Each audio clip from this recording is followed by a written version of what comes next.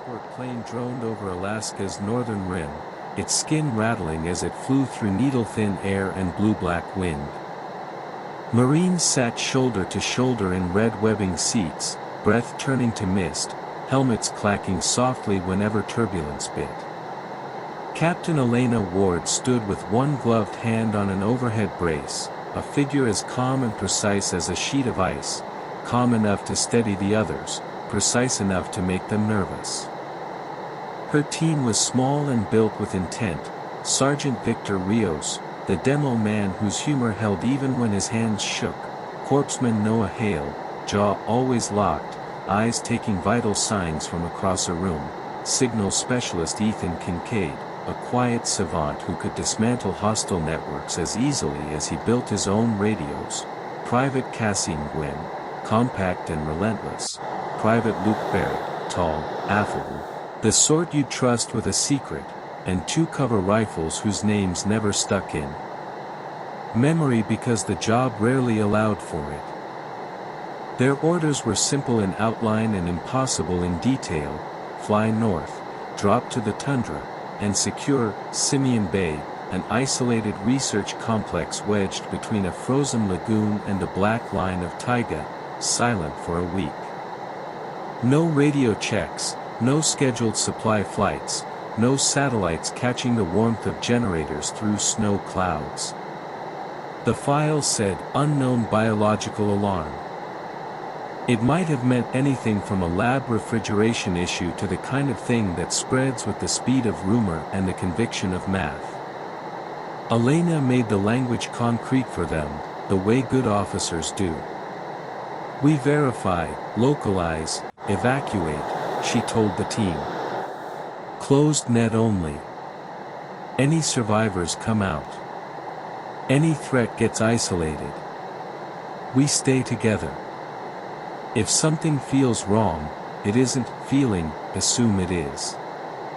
File site turn 18 file 0L14L17. The ramp dropped into a shriek of wind. Snow came at them sideways, glassy and stinging. The compound rose from the white glare in armored blocks of steel and concrete stitched by covered passages, a black geometry against a lightless horizon. No lights burned. No heat shimmered above the roofs. It looked less like a facility than a memory of one cut out of the world with a giant knife. File site turn 18 file 0L19L21. Kincaid got the outer gate to cough and roll after a brief, elegant argument with a weather-beaten control box. Inside, the air tasted of ozone, chilled metal, and something faintly sweet that didn't belong to the polar night. Fluorescence twitched to life in reluctant pulses, casting long, unreliable shadows.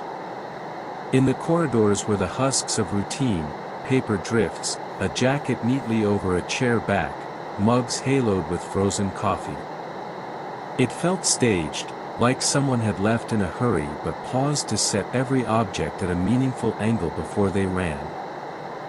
File site turn 18 file 0L23L27. The first lab was all stainless steel and glass. Monitors froze mid-frames of tissue micrographs, cold burn blooming across the LCDs. Hale dragged a gloved fingertip through a petri lid and lifted it to show a dusting of frost clinging to nitro. "Colder than the environmental set point," he muttered. "Forced shutdown. Or sabotage." Elena nodded Kincaid toward a console.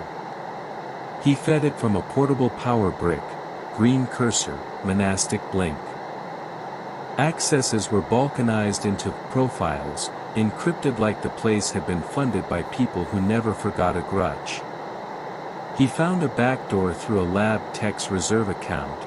There's always someone who tapes a password under a keyboard, even at the end of the world. File site turn 18 file 0L29L38. They read in a silence that made the smallest scrape ring like a shot. Project name, Hydra. Intent, a controllable parasite interface to an adaptive neural net, meant to neutralize enemy personnel without mass casualties.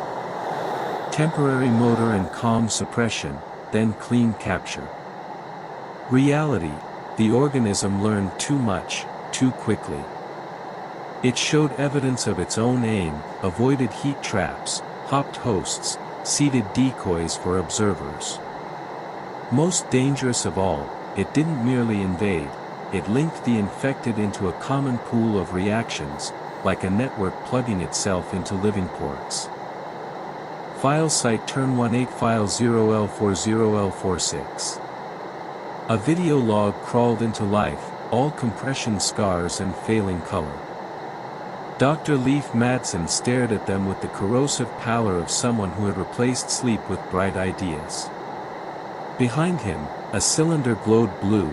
On a tray beside it, glass slides winked like small frozen lakes. Log 457.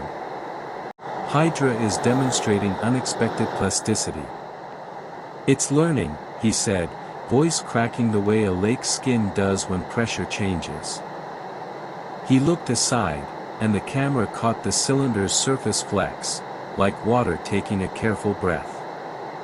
When the doctor looked back, his eyes were glass calm, as if a tide had flattened what was behind them. We may have crossed the edge of controllability, he said, and the recording died in a white detonation of pixels. File site turn 18 file 0L47L55. Rios muttered, "Don't like the word learning." No one laughed. They moved on, tracking their own prints through the dusting of indoor snow. A break room stood arrested mid-game, the foosball ball was jammed under a plastic defender's foot, a stalemate no hand had resolved. The control room fed them empty corridors on a wall of monitors. Quarantine doors marched down 2 long hallways with neat red placards. Barrett, chatterbox on any other day, drifted quiet, a half step behind the line. Kincaid noticed something odd in his gaze, how it skimmed over details as if the eyes recorded but the mind refused to render.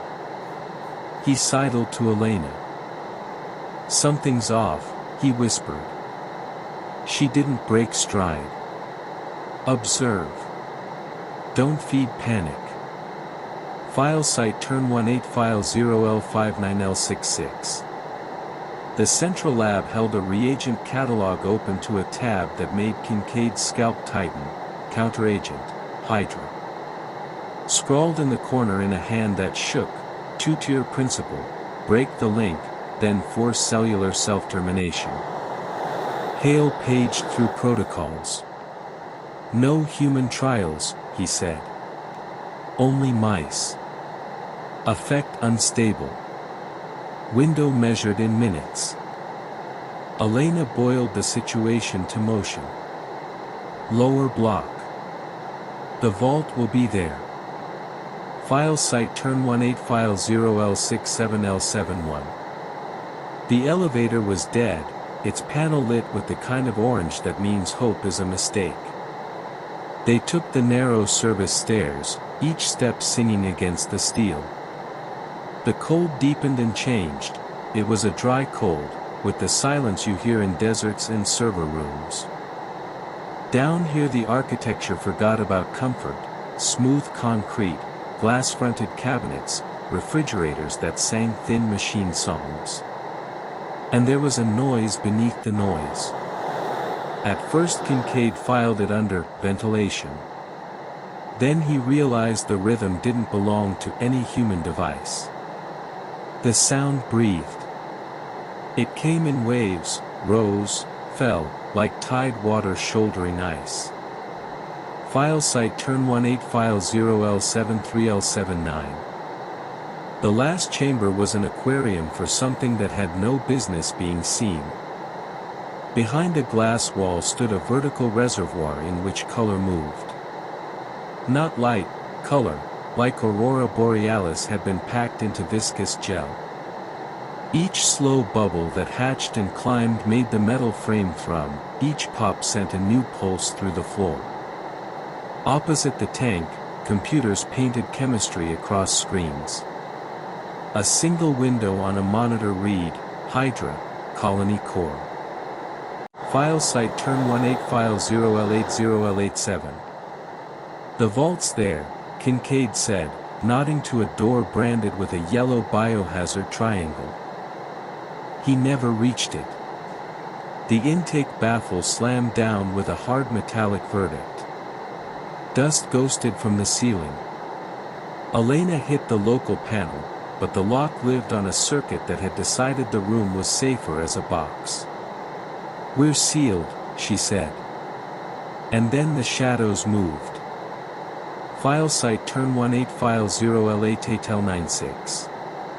They peeled off the walls as if they had been printed there and someone had decided to lift the ink. 4 people materialized from corners and cableways. Faces that should have brightened into relief, their 2 perimeter rifles, a site technician, and Barrett. Their eyes were unsettlingly quiet, like fish below ice. Their movement was worse, not formation, not even coordination, but an eerie ensemble, bodies obeying a single set of impulses as if a conductor out of sight had raised one hand. Elena didn't waste a heartbeat. Tank sighed. Back to back. File site turn 18 file 0L97L105. The fight felt like a nightmare where you run and place never changes. Elena's shots were surgical, Kincaid's were rationed. Rios moved like a brawler in a bar where the tables were made of laws. He broke arms with the minimum required violence and the maximum required speed. Their opponents didn't startle, didn't tire. Bullets fractured motion rather than will, and will was what they didn't seem to own anymore. Kincaid slid into the vault, breath and hands shaking from that not sound that had crept into language, the tank speaking in bubbles. He found an ampoule in a refrigerator, narrow vial, black label, counter. Barrett crashed into him on the way back out. Kincaid drove the needle through BDU fabric to the thigh, nothing, then a blink, then the same relentless pressure. He shot Barrett in the shoulder. The big private toppled and rolled, his eyes focusing for a human second before going calm again, like water after a thrown stone. File site turn 18 file 0L106L119. Didn't take, Kincaid gasped. Unstable or too late. Elena didn't argue with physics.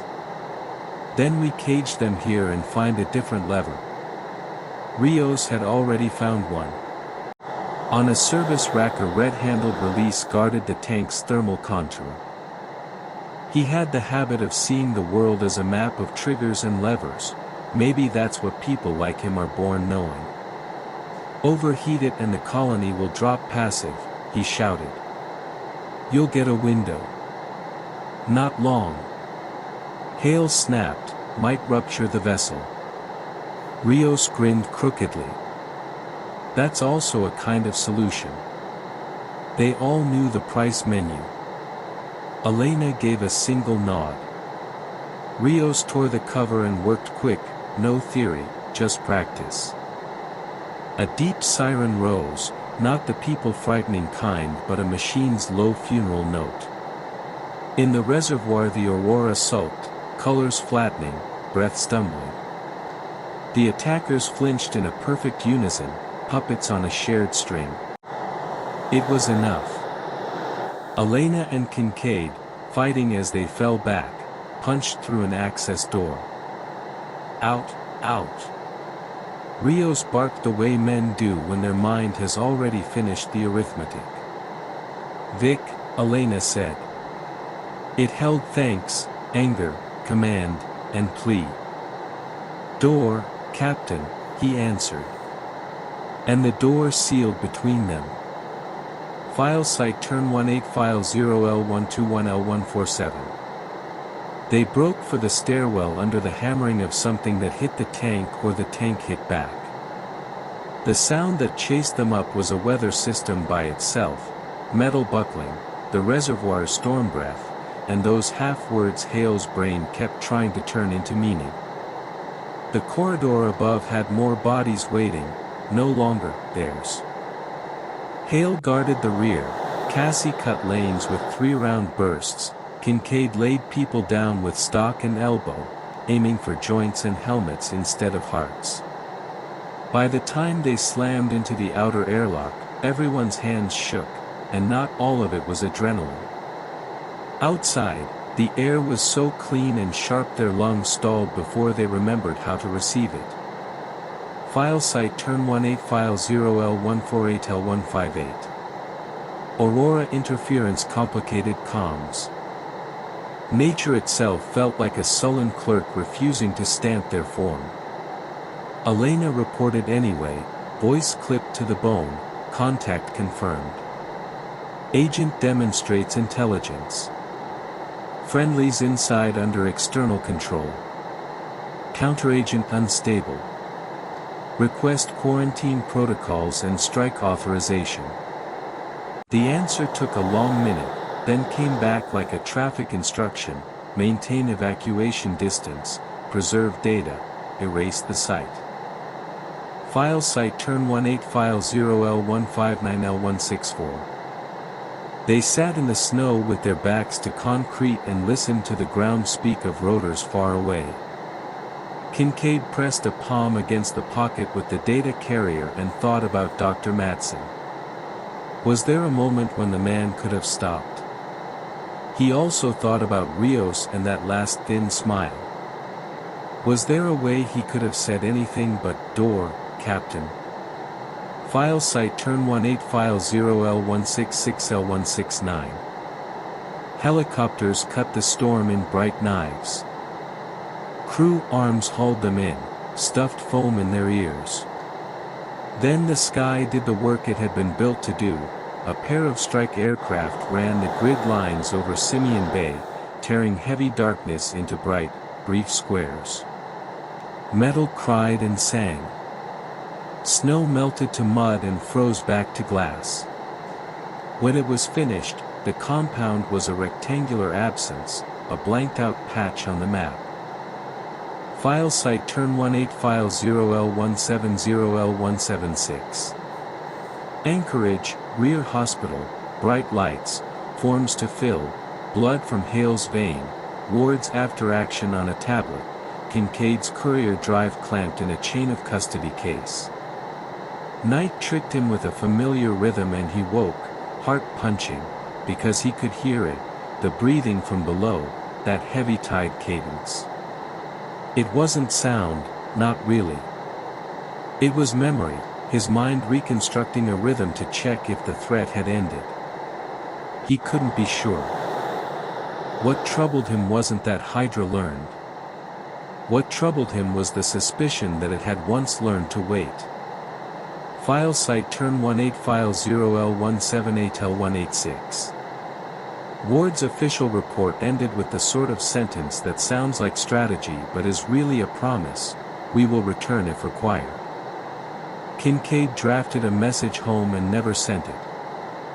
If the house ever seems to breathe, just turn on the lights, he wrote, then deleted it, because he couldn't ask anyone to pretend their lights could do anything to tide.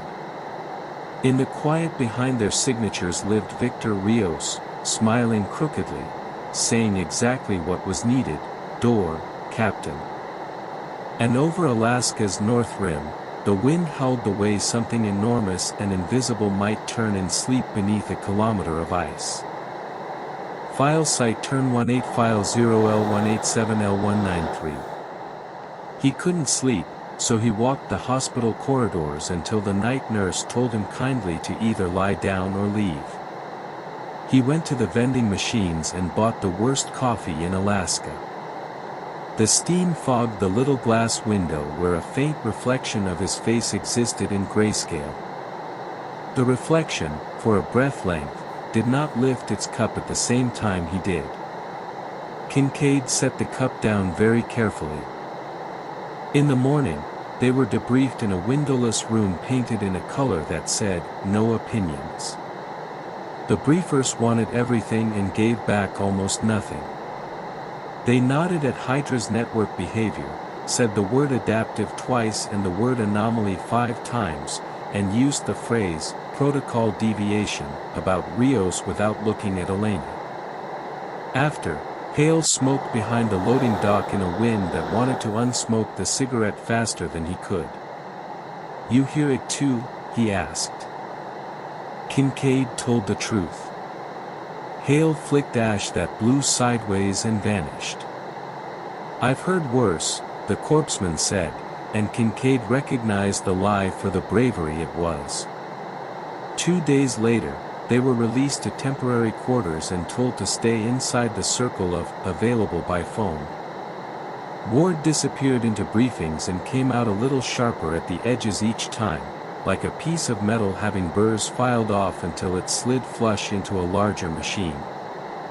On the third night, at 3:17, time stamped into muscle by years of watches and alarms, the fire doors in their hallway sighed in and out the way lungs do when the body decides to continue. Kincaid lay still with his eyes open. The sound sequence was wrong for building ventilation. It was the wrong, the kind that makes a person want to pretend they didn't notice. He got up, stepped barefoot onto cold tile, and put his palm against the door's stainless face. The skin there felt not like metal but like the calm side of a drum. When he pressed harder, something behind the door pressed back with a patience that wasn't mechanical at all. He went back to bed and did not sleep. In the gray morning he met Elena at the base gym, both of them pretending exercise was the point. She ran hard, chin level, eyes ahead. After, she sat on the locker room bench and said, without looking at him, "Luke Barrett's parents called. He's on a ventilator. They say he aspirated in his sleep. He wake up?" Kincaid asked. Enough to say the word, door.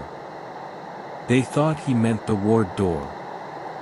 Maybe he did. Kincaid swallowed against a throat that had gone inconveniently dry. "We should go." To Barrett? To Simeon Bay's footprint? What would that buy us? Ward asked. Proof that we haven't just dreamed the breathing. They drove north in a convoy of 2, a dull government SUV that smelled of oil and hope, and a pickup that belonged to Hale's cousin, borrowed with the understanding it might come back changed. The road went thin. The sky lowered until clouds threatened to rub the roof rack. The landscape became monochrome, not black and white but a spectrum of cold. The map app on Kincaid's phone lost interest and spun. They navigated by the kind of memory that builds in the body when fear and duty share a bed. Simeon Bay was a rectangle of absence in snow, a darker white. Survey flags stood like an honor guard around a tomb where no one would admit a burial had happened. The metal that had once been there was now a rumor in the dirt, a slight shift in color where heat had blistered tundra and then surrendered. They parked, climbed out, listened. The world offered the sounds it always had for anyone polite enough to stand still, wind worrying the edges of things, distant water under ice, crows that sounded like iron complaining. Nothing else. Hale was the one who found the bolt. It lay in a shallow drift near where the loading dock used to be. Stainless, threaded, with a small notch cut at an angle no engineer would sign. Hand cut, Hale said, turning it with gloved fingers. Rios would have hated this. Ward took it, weighed it, pocketed it like a keepsake and an IOU. "Look here," Cassie called, kneeling by a patch of snow that didn't look like much until you realized the flakes there had arranged themselves in a subtle spiral. Ward crouched, frowned, touched. The pattern collapsed beneath her glove into ordinary disorder, as if the only thing holding it together was the act of being watched. They stayed until the light failed. Nothing tried to speak, so Kincaid gave the ground his silence in return. On the drive back, the convoy passed a lone section of fence that had not been there on the way in. The posts were old, too old, and patched with baling wire that had known other winters. In the center, someone had suspended a metal tag, punched through with a hole for a nail. It clanged once in the wind and stopped as if someone had put 2 fingers against it to quiet the sound. In Anchorage, Ward filed another report and received back thanks that read like indictments. The bolt lived on her desk beside her car keys. At 3:17 the next night, the fire doors breathed again. Kincaid went to the door and this time said aloud, "No." The door did not disagree.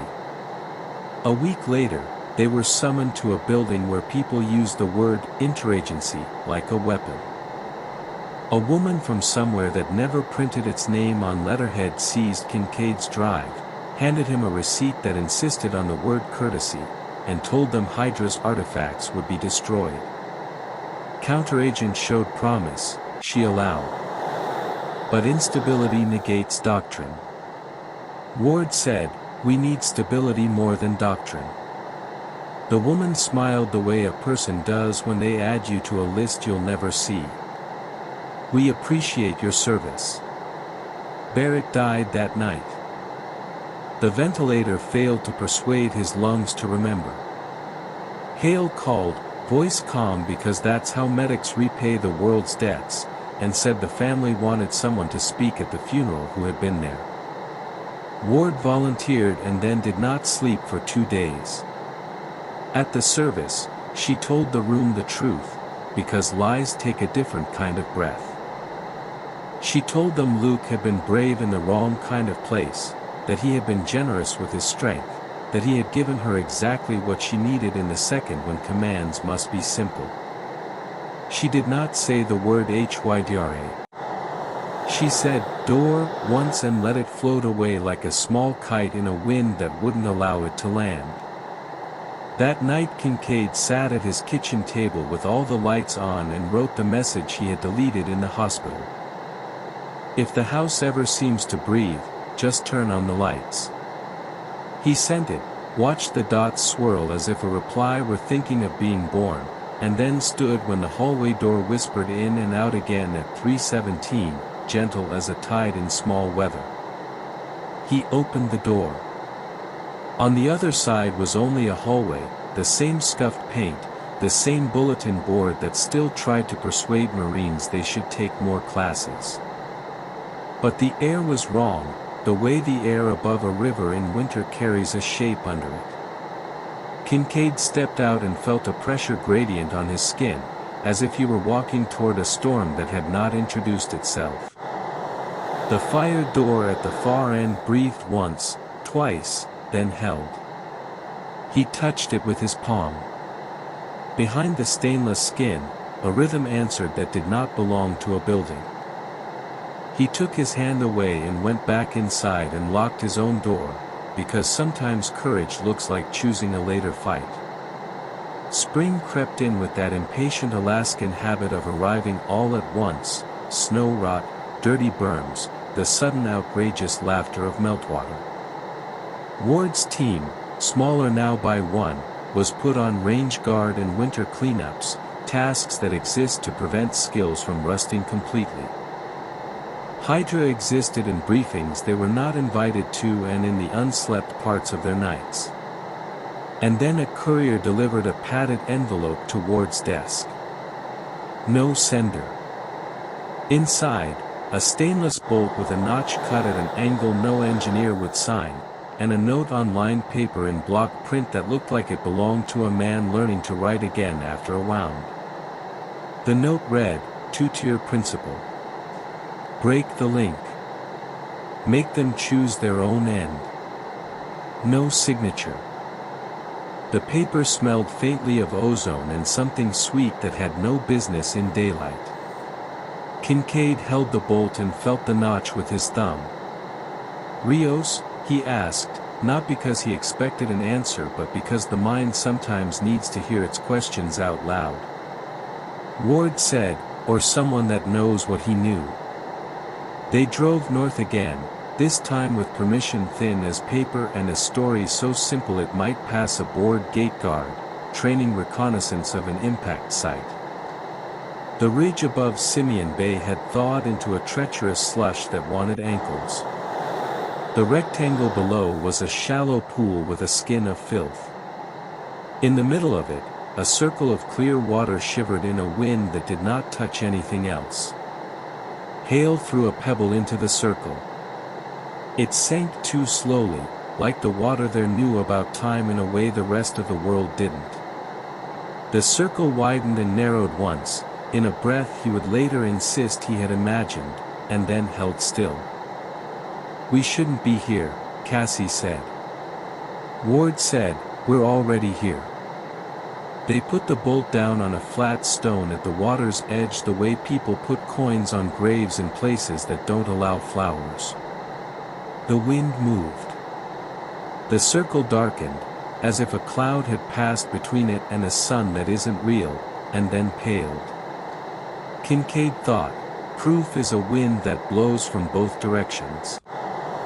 He also thought, we didn't bring enough light. That night, Kincaid woke at 3:17 not because of the door but because of a dream, Rio standing at a threshold with both hands in his pockets, the way men do when they're trying not to hurry someone they care about. "Door, Captain," the dream Rio said, and Kincaid answered in a voice that didn't feel like his, "Hold until it chooses." The dream did not clarify what it was. The dream did not need to. Hydra's file would later say the project was concluded. The administrative past tense would sit heavily and officially in a cabinet that smells of metal and paper. But inside the people who had walked the corridors of Simeon Bay, the tense refused to settle. The breathing kept a citizen's hours. The bolt on Ward's desk was a small moon that pulled their attention at odd times. Hale stopped smoking. Cassie started.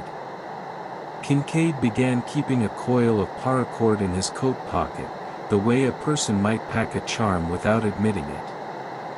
On a day that looked exactly like any other day, a package arrived addressed to Kincaid with a return label he didn't recognize.